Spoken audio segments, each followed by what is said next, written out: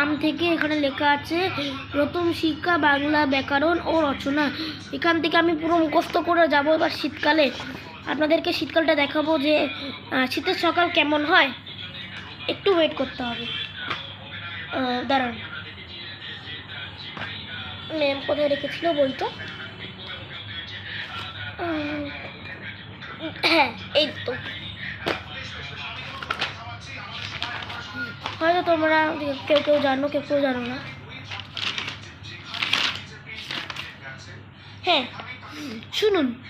শীতের সকাল, বসন্ত ঋতুর পূর্বে শীতের আগমন ঘটে। শীতের সকালে উত্তরে হিমেল হাওয়া বয়, চারিদিকে সাদা চাদরের মতো কুয়াশা ছড়িয়ে থাকে।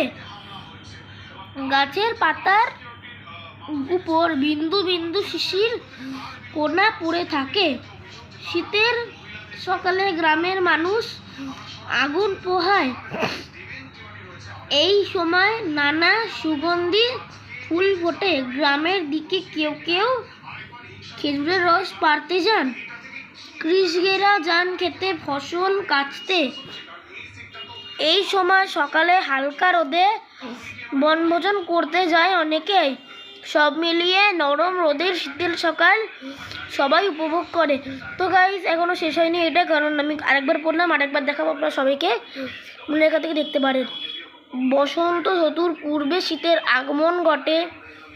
শীতের সকালে উত্তরে হিমেল হাওয়া বয়, চারিদিকে সাদা চাদরের মতো কুয়াশা ছড়িয়ে থাকে। গাছের পাতার উপর বিন্দু বিন্দু শিশির কণা পড়ে থাকে। শীতের সকালে গ্রামের মানুষ আগুন পোহায়। এই সময় নানা সুগন্ধি ফুল ফোটে। গ্রামের দিকে কেউ কেউ খেজুরের রস পাড়তে যান, কৃষকেরা যান খেতে ফসল কাটতে। এই সময় সকালে হালকা রোদে বনভোজন করতে যায় অনেকেই। সব মিলিয়ে নরম রোদের শীতের সকাল সবাই উপভোগ করে। তো কেমন লাগলো ভিডিওটা? সাবস্ক্রাইব করো, লাইক করো এবং একবার দেখে নাও এই পুরো ছবিটা। সো গাইস, যদি ভালো লাগে ভিডিওটা একটা লাইক করে দেবে প্লিজ।